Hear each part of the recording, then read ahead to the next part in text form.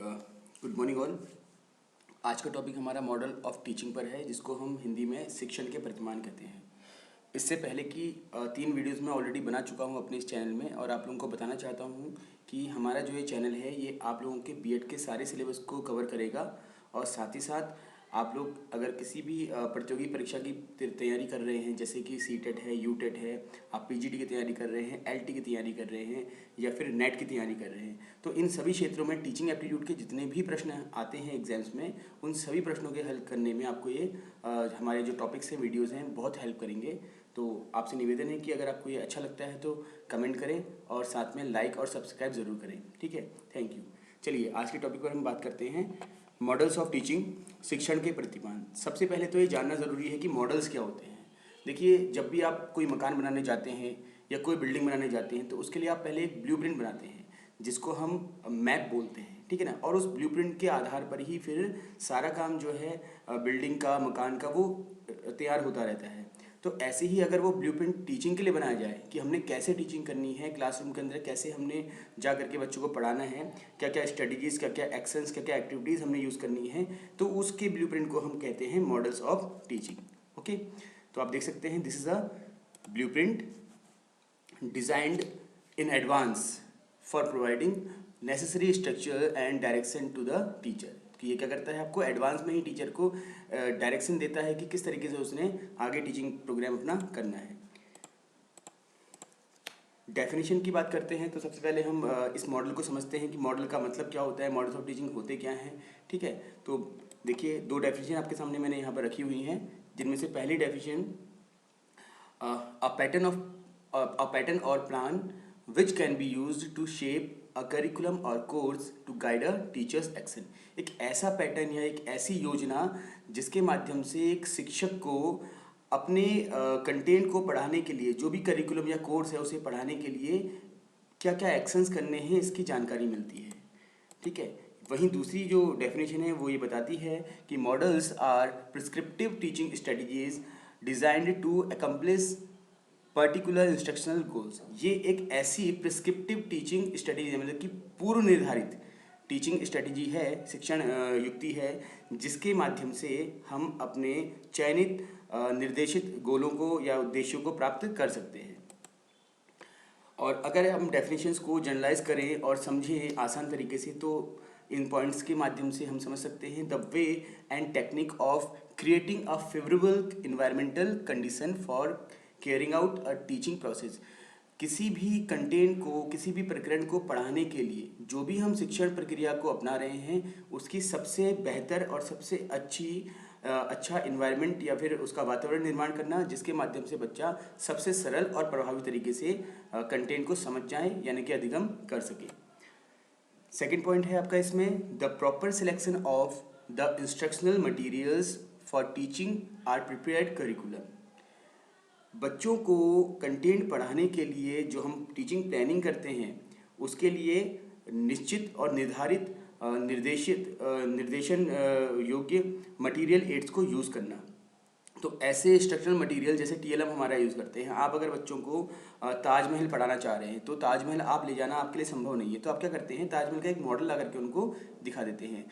आप बच्चों को अगर विश्व के बारे में बताना चाह रहे हैं, पृथ्वी के बारे में बताना चाह रहे हैं, तो क्या होता है कि आप पृथ्वी तो दिखा नहीं सकते, वो पॉसिबल नहीं है, तो आप क्या करते हैं, ग्लोब दिखा देते हैं। उस मॉडल के माध्यम से बच्चा पृथ्वी की सारी जो संरचना होता है उसका ज्ञान ले लेता है। ठीक है, तो ये आपका इस तरह का जो स्ट्रक्चर मटेरियल हमने क्या यूज़ करना है, इसकी जानकारी भी हमको यहाँ से मिल जाती है।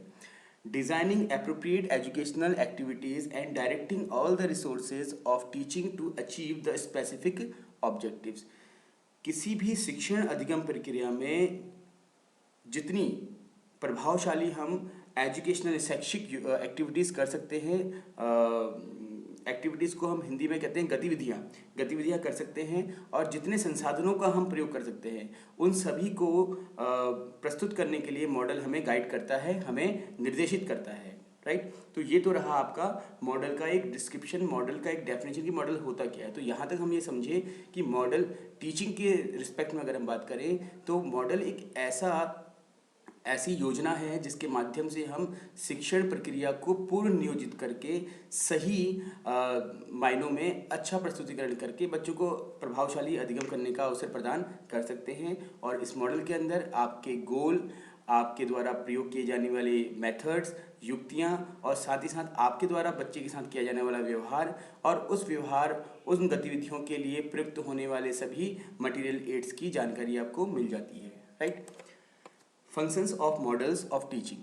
मॉडल्स ऑफ टीचिंग के फंक्शंस क्या होते हैं, प्रकार क्या होते हैं मॉडल्स ऑफ टीचिंग के? देखिए, सबसे पहला designing the specific instructional objective. जो विशेष निर्देशात्मक उद्देश्य हमारे हैं उनको डिजाइन करना, ठीक। Second, specifying teaching learning activities. जो हमने शिक्षण अधिगम गतिविधियां करनी हैं उनको भी स्पेसिफाई करना, उनका विशेषता बताना, उनको विशेषित करना। Developing and selecting instructional material. और अपने शिक्षण अधिगम कार्य के लिए, गतिविधियों के लिए जिन जिन मटेरियल एड्स की आपको ज़रूरत है, टीचिंग लर्निंग मटेरियल एड्स की ज़रूरत है, उन सबको विकास करना और उनका चयन और उनकी सीक्वेंसिंग करना कि कहाँ पर किस समय हमको किस मटेरियल एड का प्रयोग करना है। मटेरियल एड को बनाने से ज़्यादा महत्वपूर्ण होता है उन मटेरियल एड का सही समय पर प्रभावशाली प्रयोग करना, जिससे कि जो शिक्षण अधिगम प्रक्रिया है वो बहुत आसान हो जाए और बच्चों के लिए वो प्रभावशाली हो सके, ठीक है। तो ये इसके 3 फंक्शंस हैं। पहला फंक्शन है कि कौन कौन से ऑब्जेक्टिव्स हो सकते हैं टीचिंग के, वो डिसाइड करना। दूसरा फंक्शन है ऑब्जेक्टिव डिसाइड करने के बाद हम टीचिंग लर्निंग प्रोसेस में कौन कौन सी गतिविधियां करवा सकते हैं, एक्टिविटीज़ करा सकते हैं, इनका निर्धारण करना। और उन एक्टिविटीज़ को अच्छा बनाने के लिए, जीवंत बनाने के लिए किन किन मटेरियल एड्स का हम यूज़ कर सकते हैं, उनका विकास करना और किस स्थान पर कब उसका प्रयोग करना है ये भी चयन करना।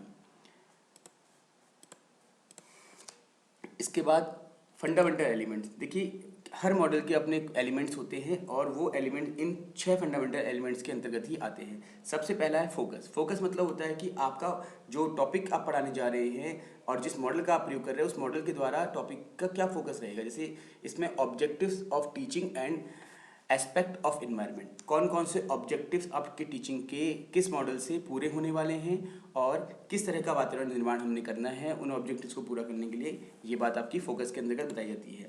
सेकंड पॉइंट है सिंटैक्स। सिंटैक्स यानी कि संरचना। अब मॉडल की जो संरचना है, ठीक है, उसके अंतर्गत क्या आता है, देखिए, description of several phases and activities, that is how to begin and proceed. जितने भी आपने फेजेस यूज़ करने हैं, ठीक, जैसे हमको पता है कि टीचिंग में 3 फेजेस होते हैं। इसके लिए मैं आगे से आपका एक वीडियो बनाऊंगा जिसमें हमारा प्री प्लानिंग फेज होता है जिसमें हम प्लानिंग करते हैं, इंटरेक्टिव फेज होता है जिसमें हम टीचिंग करते हैं, एंड देन होता है आपका इवेल्यूशनरी फेज जिसमें हम इवेल्यूशन करते हैं। तो ये 3 जो फेजेस हैं, pre active, interactive and post active, इसके अंदर कौन कौन सी हम गतिविधि कर सकते हैं ये बताना, ठीक है। अर्थात कैसे हमने शिक्षण शुरू करना है, बिगिन करना है और कैसे उसको आगे चलाना है। तो ये सारी बातें जो होती है सिंटैक्स के अंदर बताई जाती हैं। प्रिंसिपल्स ऑफ रिएक्शंस, ठीक। अब प्रिंसिपल ऑफ रिएक्शंस के अंदर आता है आपका कि टीचर को किस प्रकार से रिएक्ट करना है, कैसे उसको रिस्पॉन्स करना है, बच्चों के सामने कब कौन कौन सी गतिविधियां प्रस्तुत करनी है, कब प्रश्न करने हैं, कब बच्चों से चर्चा करनी है, ठीक है। तो जो भी व्यवहार शिक्षक का होता है वो किस रूप में प्रस्तुत करना है, ये सब आपका प्रिंसिपल्स ऑफ रिएक्शन में आता है। इसके अंदर शिक्षक द्वारा दिया गया निर्देशन, शिक्षक द्वारा बच्चों को की गई सहायता और मूल्यांकन, ये सब कुछ सम्मिलित रहता है। देन आपका आता है the social system. Social system हम जानते हैं कि जब भी कोई भी समूह एक साथ बैठता है और उनके बीच में कुछ चर्चाएं होती हैं तो उसको हम सोसाइटी बोलते हैं और विद्यालय को इसीलिए हम लघु समाज भी कहते हैं। तो सोशल सिस्टम के अंदर शिक्षक और विद्यार्थी के बीच होने वाली वार्तालाप व्यवहार आता है। शिक्षक का व्यवहार या तो ऑटोक्रेटिक रहेगा जहाँ पर सिर्फ शिक्षक ही शिक्षक बोलता रहेगा, बच्चा सुनेगा पैसिव लर्नर बन करके, या फिर शिक्षक और जो विद्यार्थी है वो आपस में समान वार्तालाप करेंगे, इसको हम डेमोक्रेटिक बोलते हैं। या फिर बच्चों को स्वतंत्र रूप से सीखने के लिए कहा जाएगा जिसमें शिक्षक आंशिक रूप से सहयोग करेगा, ठीक। The support system. Support system के अंदर आता है कि हम कौन कौन सा टीएलएम, कौन कौन से मटेरियल एड्स यूज़ करने वाले हैं। And then last is application. Application में ये बताया जाता है कि जो मॉडल हम प्रयोग करने वाले हैं उसके माध्यम से कौन कौन से उद्देश्यों की प्राप्ति होगी और उसका जीवन में बच्चा कहाँ पर प्रयोग कैसे कर सकता है, जिसमें हम कॉग्निटिव, साइकोमोटर और अफेक्टिव को समझ सकते हैं, ठीक है। इसके बाद कल का टॉपिक हमारा रहेगा, या नेक्स्ट क्लास जब भी हमारी होती है उसका टॉपिक रहेगा types of teaching models. Okay, तो बच्चों उम्मीद करता हूँ कि आपको ये समझ में आया होगा, और इसके आगे भी हमारे काफ़ी टॉपिक्स हैं इसके, जिसके लिए आपको इसको कंटिन्यू देखना चाहिए।